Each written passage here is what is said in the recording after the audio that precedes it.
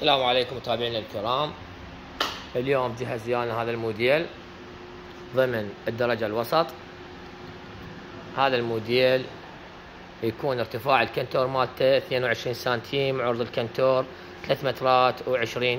يتكون من باب ومجر، بيبان بالوسط وباب ومجر بالاطراف. زين، نجي هنا على اول باب، يكون نجارة عراقية، قفايز حديد لسهولة الفتح والشد. عندك نرمادة شريطية جميع أبواب الغرفة. ظهر هذا الكنتور شرشوبة خشب، البيبان بالنص، بورة علاقة، صبغ درجة أولى.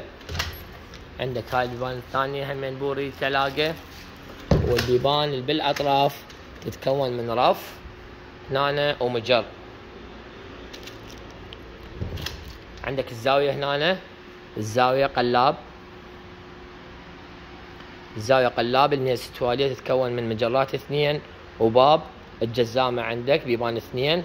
عندك هذا الراس العالي والناصي والكوموديات. شرباية هذا الموديل 6 أرجل لوح روسي.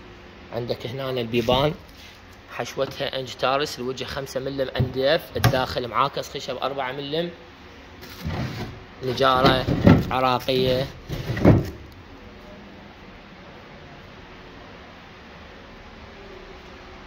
مطعمة بالجام التركي.